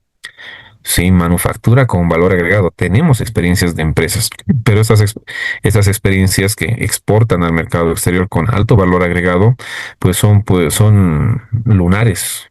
Entonces, esto se tiene que diversificar. Tenemos que hacer una apertura comercial selectiva. ¿Mm? En este momento estamos de veedores en el Mercosur, no somos miembros plenos, pero tampoco aprovechamos todas las ventajas que tiene la Comunidad Andina de Naciones. Ahí se tiene que mejorar y aprovechar estos acuerdos que tiene Bolivia con el resto del mundo y con los bloques, ¿no? Se tiene que generar inversión en infraestructura, logística y conectividad internacional. Acá mucho juega el tema de la estabilidad social, los paros, los bloqueos, ¿no? Entonces ahí se tiene que generar seguridad jurídica para que Bolivia sea puente, ¿no?, genere conectividad de rutas internacionales, conecte polos productivos. Y eso necesariamente y solo se va a hacer con seguridad jurídica. Ejemplo, les ponía ahí, si Bolivia logra duplicar las exportaciones no mineras en 5 años, podríamos reducir nuestro déficit comercial entre 2 a 3 puntos del PIB, 2 a 3% del Producto Interno Bruto. Entonces, son medidas que podrían aplicarse. Y acá viene el fuerte, ¿no? Gestión prudente de la deuda pública. La deuda pública interna está bordeando el 45% del Producto Interno Bruto, la deuda externa 35% del Producto Interno Bruto. Estamos hablando por más del 80% del Producto Interno Bruto. Tenemos que evaluar bien el perfil de vencimientos de la deuda, hacer operaciones de rollover, ¿no? ¿Por qué? Porque estamos entrando y hemos entrado, de hecho, a un riesgo de sobreendeudamiento que ha ido impactando en el grado de riesgo país. Y eso nos aumenta la tasa a nivel internacional y eso lo hemos visto reflejado y lo vemos reflejado en el precio de los bonos soberanos que están en el mercado internacional y en la tasa de interés que nos quiere cobrar el mercado como país. Si es que queremos colocar nueva deuda soberana, ¿no? En su momento ha llegado hasta un 19% y la última colocación se ha puesto a cerca de un 8.7%, mayor a las anteriores colocaciones que estaban por debajo del 6%. Eso supone un mayor costo fiscal y obviamente ese costo tiene que salir de algún lado de las recaudaciones. Y si va a salir de las recaudaciones, supone que va a generar presión sobre los contribuyentes. Entonces se necesita realizar una reestructuración de la deuda pública. Acá les ponía un último elemento para el tema de la política fiscal. Necesariamente deberíamos adoptar una regla fiscal. ¿Por qué? Porque uno va a introducir responsabilidad en el manejo de la cosa pública. Segundo, va a introducir transparencia en la información. Y cuando existe transparencia en la información, existe señalización objetiva al mercado para los inversionistas, para los agentes privados. La regla fiscal nos va a permitir planificar y ejecutar política presupuestaria efectiva. Hoy Bolivia tiene desde el año 2010 y me ha tocado ser partícipe en su momento de generar un presupuesto plurianual, pero tenemos que readecuar este instrumento. No tenemos que readecuar porque cuando se hacen los reajustes presupuestarios a mediados de año, parecería que estamos reajustando de acuerdo a la coyuntura y no de acuerdo a un objetivo de largo plazo. Entonces ahí necesitamos generar disciplina fiscal. ¿Mm? ¿Por qué? Porque esta disciplina fiscal me va a generar certidumbre, ¿no? Y esta regla fiscal la podemos generar en distintos segmentos. Tenemos amplia teoría, tenemos experiencia internacional que ha resultado. Tenemos el ejemplo de Noruega, tenemos el ejemplo de Chile, países europeos donde se han introducido reglas fiscales y ha generado estabilidad macroeconómica, ¿no? Entonces se necesita evaluar la regla fiscal, pero la regla fiscal es contraria al ciclo electoral, ¿no? Entonces aquí se necesita eh, que los gobernantes, ¿sí? Necesariamente tomen un grado de conciencia, ¿no? Para que el manejo de la cosa pública y el gasto fiscal no sea discrecional, sino que sea de acuerdo a objetivos de país, a objetivos de política de largo plazo. Permítanme terminar la presentación con dos frases. Primero, lo que aprecias y agradeces crece. Yo agradezco porque se me ha dado este espacio para hablar de la relación que existe entre la política monetaria y fiscal con la estabilidad macroeconómica. Me encanta el área económica, me encanta el área tributaria, que ahora también estoy metido mucho en este aspecto y financiero. Entonces agradezco por haberme dado este espacio para compartir un poco de estas ideas. Y una frase de Sun Tzu que me parece adecuada para el entorno económico por el cual Bolivia está atravesando, ¿no? Nos dice, los habitantes constituyen la base de un país. Los alimentos son la felicidad del pueblo. El príncipe debe respetar este hecho, ser sobrio y austero en sus gastos públicos. Es decir, en un entorno donde la economía, las familias están sufriendo ya el impacto de los precios, el impacto en la canasta familiar. Los gobernantes deberían ser sobrios y austeros. Todavía no lo estamos viendo en Bolivia y deberíamos repensar para reconducir la política económica en Bolivia. Muchas gracias. Bien, nos vamos a ir, vamos a darle paso a nuestro colega que nos solicitó la palabra, el colega Rodolfo Bento. Rodolfo, muy buenas noches, bienvenido. Tiene la palabra. Es interesante la participación del expositor economista boliviano, el hermano boliviano. Y esto me trae recuerdos tan duros y penosos de lo que en una época el Perú lo atravesó. Y si me permiten, por favor, voy a hacer una analogía en dos etapas. Una etapa desde una apreciación del ciudadano que vivió esa etapa crucial, desastrosa para el Perú, que también lo está pasando el hermano país boliviano.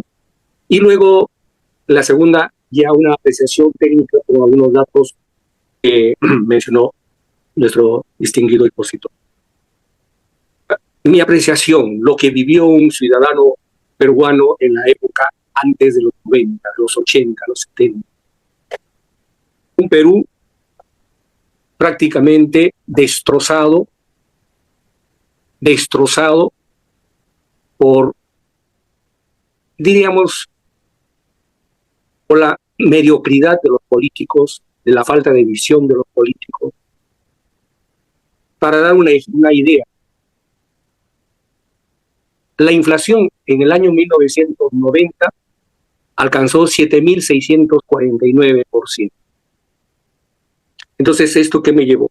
Que nos lleva a recordar, me lleva a recordar. Los periodos de los 80 a los 90,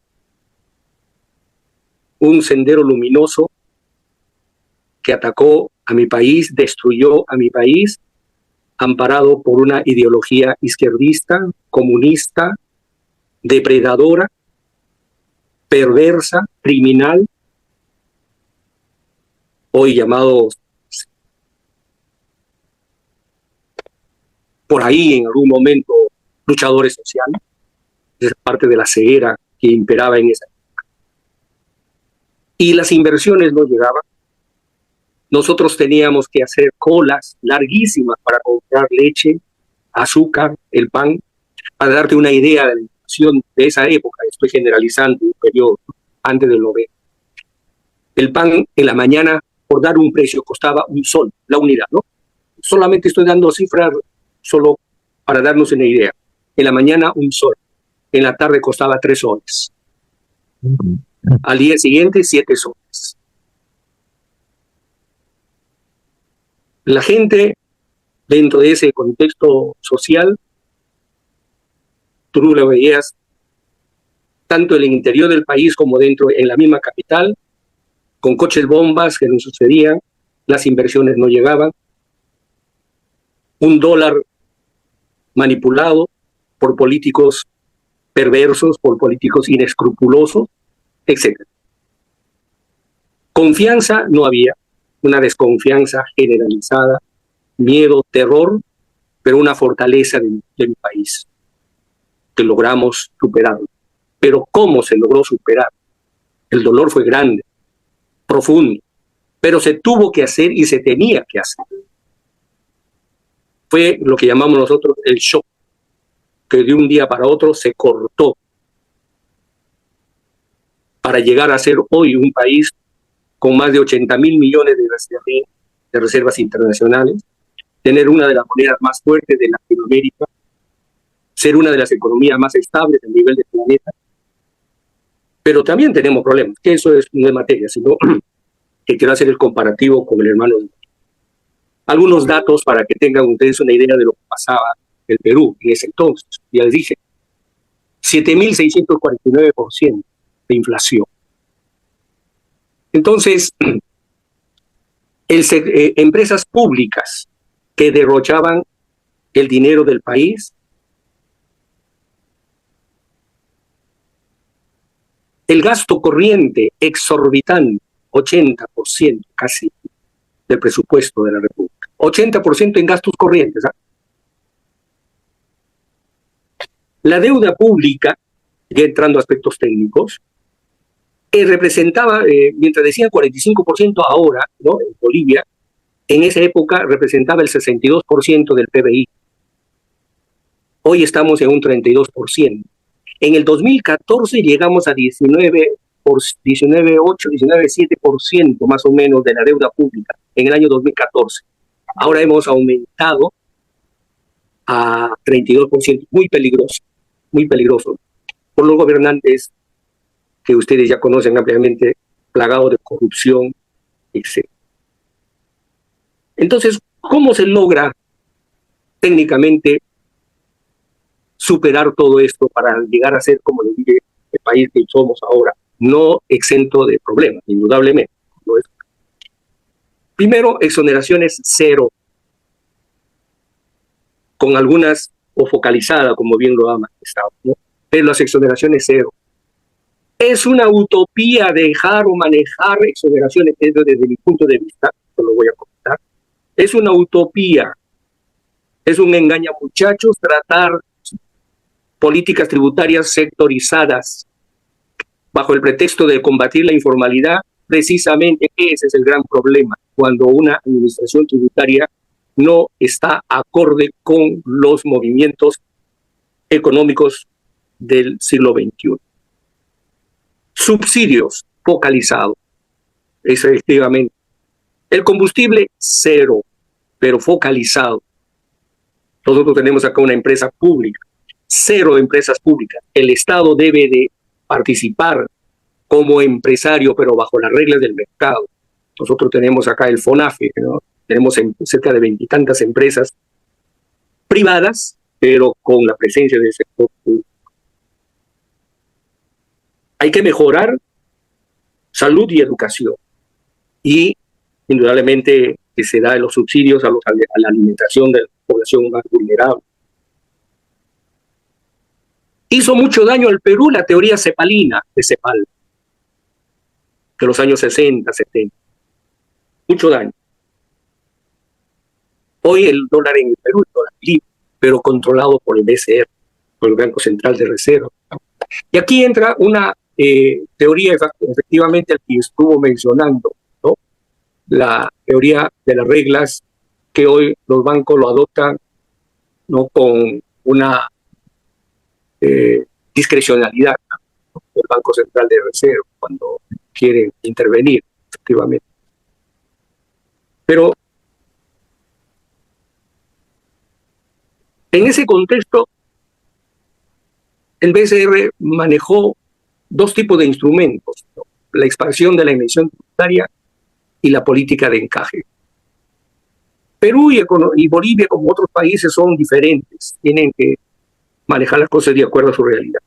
Pero hay cosas que es inexorablemente, dice el dicho, para hacer tortillas hay que romper huevos. Y eso fue lo que se hizo en el 90. Un shock. Y otro punto importantísimo, que se tiene que trabajar con un acuerdo nacional, es, producto de ello, generar confianza en la población. Les he relatado lo que pasamos en la etapa del Perú, sucintamente. Hemos tenido problemas antes que se confabulaban para el desarrollo económico.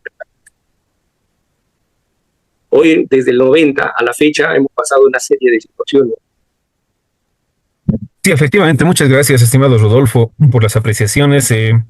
Tenemos muchos elementos comunes de la década del 80 entre los países latinoamericanos y hoy por hoy se tiene que repensar la política económica en Bolivia, se tiene que dejar actuar al mercado y eso lo hemos observado muy bien este año y medio desde la aparición del dólar paralelo.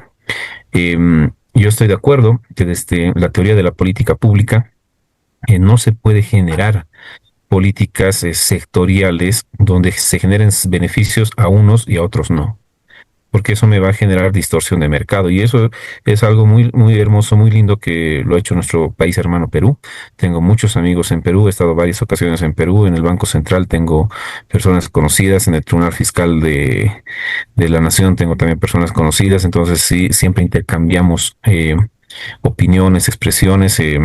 Tenemos que mejorar la política pública en Bolivia y evidentemente estos espacios, gracias Víctor, se nos dan a varios profesionales. ¿Para qué? Para tratar de sugerir políticas que se puedan llevar a cabo adelante para cambiar el rumbo de la economía en Bolivia, porque se está golpeando mucho a las familias, ¿no? Muchos sectores ya le están pasando muy crudo, están sintiendo en su canasta familiar y eso duele. Eso duele ver en las calles personas que están haciendo fila por gasolina por más de 6, 8 horas. En vez que estén produciendo, en vez que estén generando ingresos para sus hogares, están haciendo fila para adquirir el carburante y luego generar los ingresos. Entonces, eso es pérdida de capacidad productiva.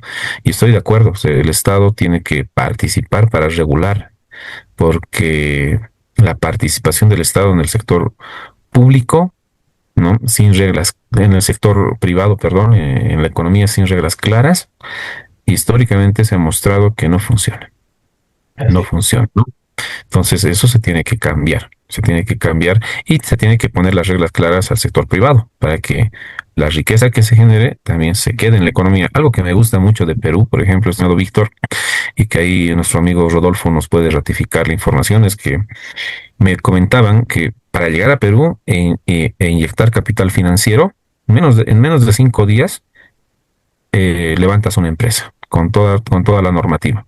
Pero sacar tu capital de Perú a un ratito, ¿no? Te lo puedes llevar muy, muy fácil, ¿no? Entonces el capital ingresa a Perú y genera productividad, genera ingresos, utilidad y tiene que generar fuentes de empleo, etcétera, etcétera. Pero llévatelo, no. Entonces, ese tipo de reglas claras para el capital privado, extranjero, nacional, se necesita en Bolivia. Se necesita y se puede rescatar muy buenos ejemplos de economías exitosas, ¿no? Que están estables en este momento para aplicarlas en Bolivia. Muchas gracias, Rodolfo, por tus comentarios. Gracias, Víctor. Bien, primero que nada me encantó la presentación, ¿eh? Estaba yo checando y realmente, por ejemplo, en reservas de petróleo, México cuenta con 7.450 millones de barriles de reservas probadas, ¿no? ¿Sí? Bolivia, en cambio, tiene 17.000 barriles diarios, ¿no? Y su fortaleza energética radica en el gas natural, ¿no? Sin embargo, su explotación ha disminuido por falta de inversión extranjera y renegociaciones contractuales, ¿no? En cuanto a reservas monetarias, veo que México posee más de 200.000 millones de dólares en reservas internacionales, bien diversificadas y con alta liquidez, ¿no? Bolivia apenas supera los 2.600 millones concentrados en oro físico, es decir, un 98%, lo que limita su capacidad de respuesta ante crisis cambiaria, ¿no? Tiene a favor el coeficiente de Gini, ¿no? En México el coeficiente Gini tiene el 43.5, ¿no? Bolivia bajó al 40.9, ¿no? En su bono demográfico, pues realmente todavía Bolivia puede aprovechar hasta el 2044, cuando México ya está en su etapa final. En cuanto a su déficit fiscal, México tiene un déficit fiscal de 5.9 del PIB, ¿no? ¿Sí? Bolivia, un déficit superior al 12%, financiado en parte por emisión monetaria. Muchas gracias, estimado doctor Enrique. Sí, varios de los datos están correctos, otros no están actualizados, ¿no? Ahí le corrijo un poco. La deuda interna es 45%, la deuda externa está 35% y según datos del Fondo Monetario Internacional y del Banco Mundial, la deuda total está por encima del 80%. ¿Que viene en cuánto en dólares?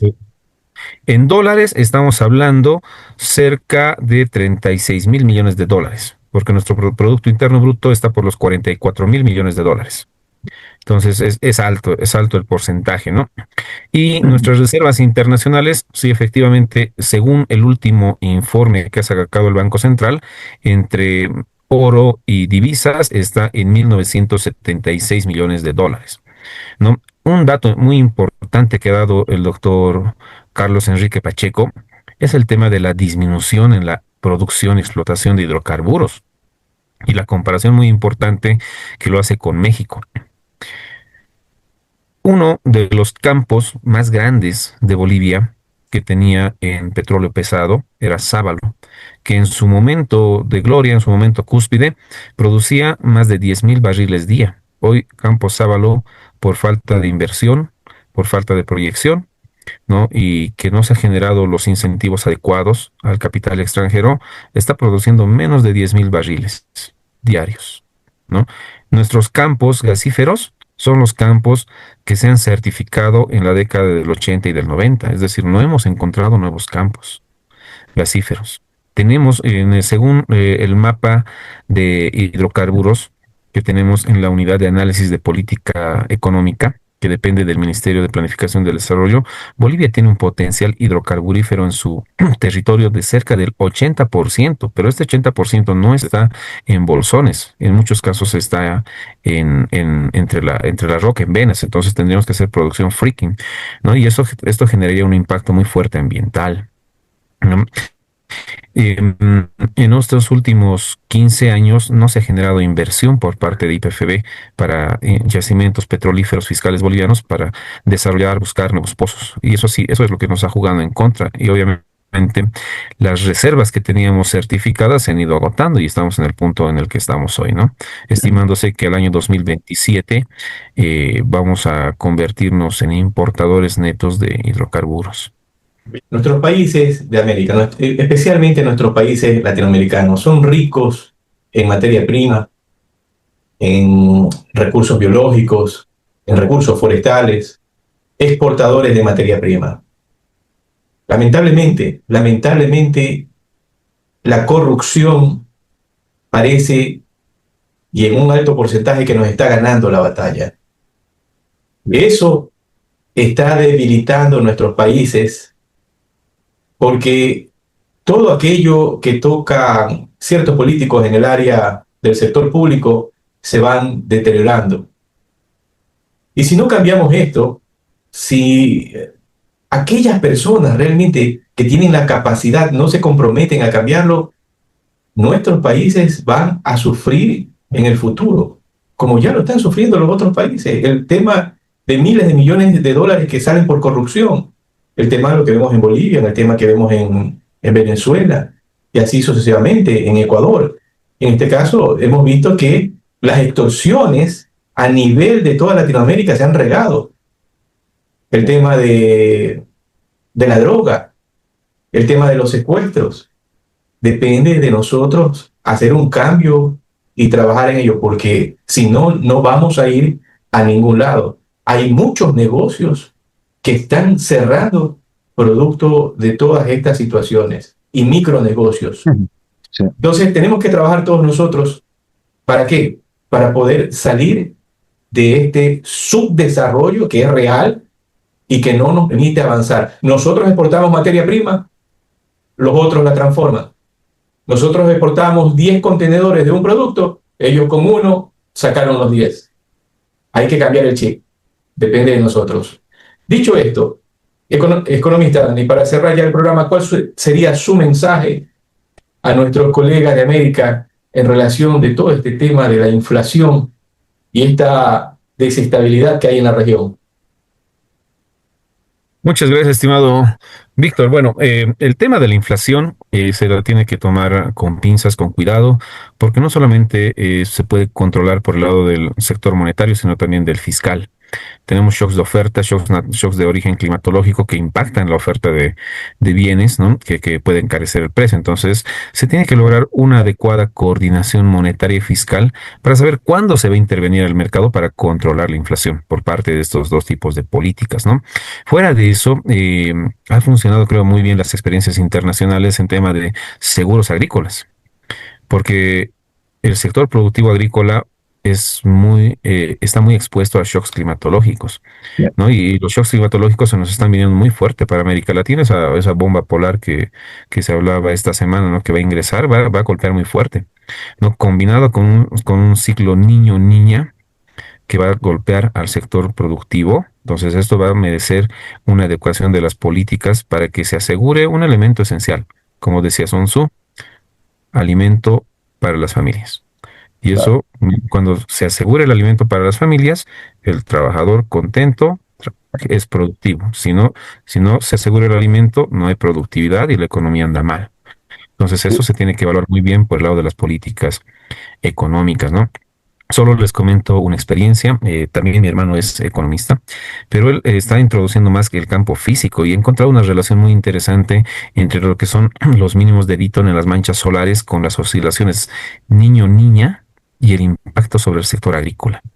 Entonces, esos impactos los podemos anticipar y los hacedores de política, los gobernantes, podrían anticipar este impacto para reducir el efecto y procurar políticas adecuadas. Muchas veces el tema de la corrupción, el tema del momento político no les permite, ¿no? Pero ahí yo pienso que la política económica tiene que cuidar el bienestar de las familias, de los hogares. Tiene que cuidar que el empresariado privado desarrolle sus actividades con normalidad y que le pague lo justo al Estado, que el Estado le cubre lo justo. Agradecemos al magíster, el economista Danny Valdivia, de la ciudad de La Paz, Bolivia, por haber compartido este tema tan importante con nosotros como es la política monetaria y fiscal en Bolivia y su relación con la estabilidad macroeconómica. Adicionalmente, agradecemos al doctor Carlos Enrique Pacheco, así como Rodolfo Bento y aquellos colegas que han participado. Estimado economista. Muchísimas gracias, estimado Víctor, gracias a todos los participantes. Lindo saber que el doctor Carlos Enrique Pacheco nos ha compartido también las experiencias de México. Gracias por el espacio de diálogo profesional en América para compartir algunas ideas y bueno, que se transmita también a toda la población latinoamericana para compartir ideas de política y reflexiones, sobre todo para cuidar el bienestar de las familias. Gracias, estimado Víctor. Así tiene que ser. Muchas gracias a todos ustedes. Que tengan una excelente noche. Nos vemos en un próximo programa. Bye, bye.